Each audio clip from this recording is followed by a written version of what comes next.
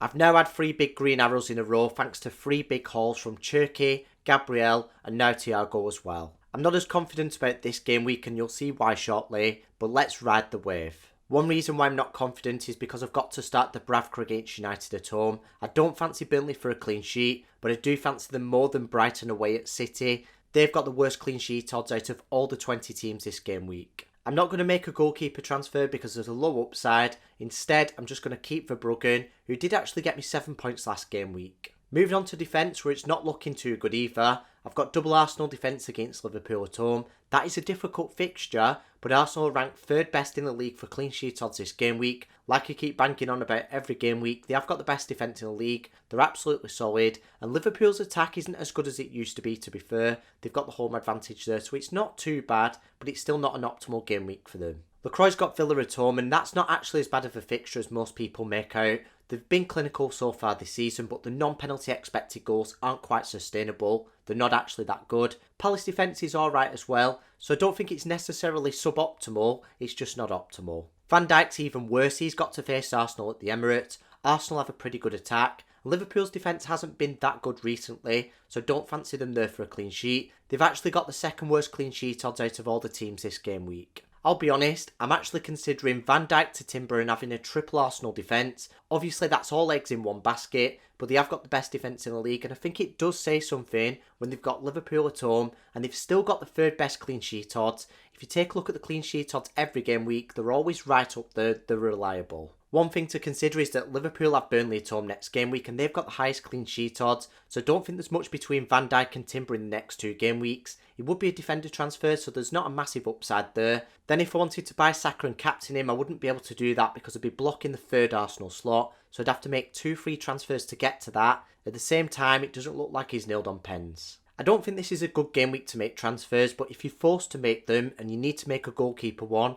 I know Arsenal's right near the bottom of the ticker, but like I said, their expected goals conceded figure is miles better than the other 19 teams, and so are the clean sheet odds as well, so I'd just probably go for Raya if you've got the money. If not, I think Pope's a good option. Newcastle defence is decent, their fixtures aren't as bad, and he is only 5.1 million, so the points per million are more likely to be better. If you don't have that kind of money, Brentford's defence is decent, it's just they've got Chelsea away next game week, but I still think Kelleher's the best 4.5 mil option. Defender wise, like I've been suggesting for the past couple of game weeks, if you've still not bought Gabriel, get him in. He scored plenty of points for me. He was a differential in one of the game weeks as well, so that has definitely paid off, and I think he will continue to pay off. He is the best defender in the game. I know he's 6.6 mil, but he is worth it. Just like I said with Pope in comparison to Raya, if you can't afford Gabriel, Thiago is only 5.1 mil from Newcastle. He has got some real threat there. They've got a strong defence and they've got decent fixtures. Covering the bench, just like the keeper position, my outfield positions don't have much cover.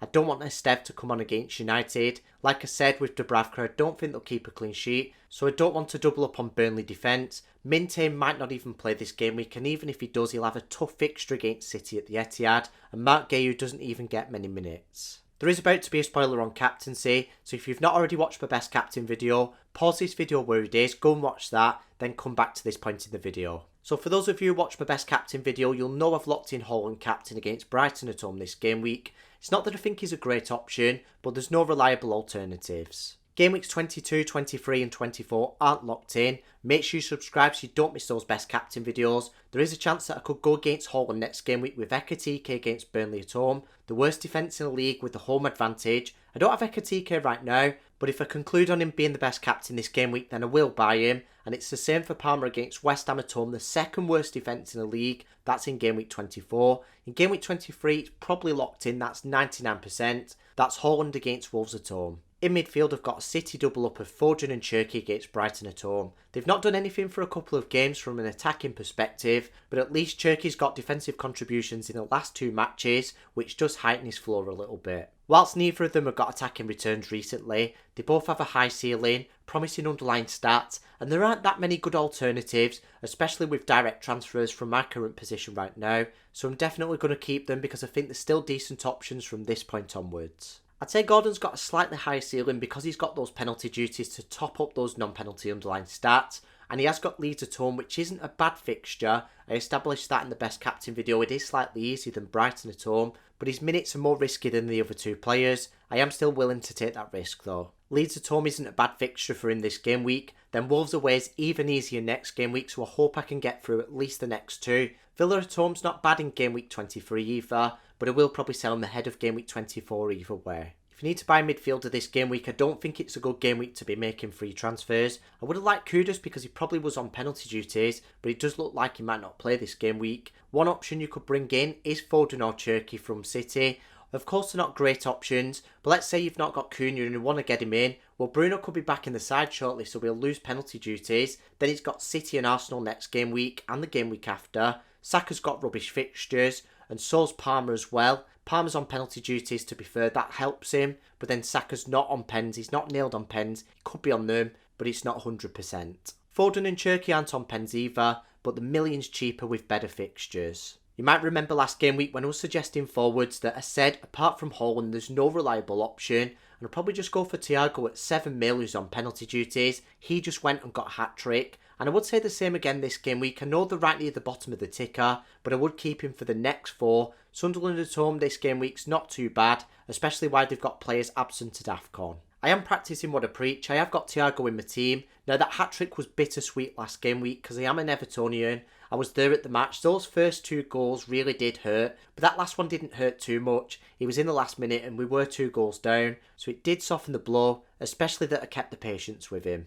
As for the transfers, there's not much that stands out to me. I'm not going to make a goalkeeper transfer, there's low upside.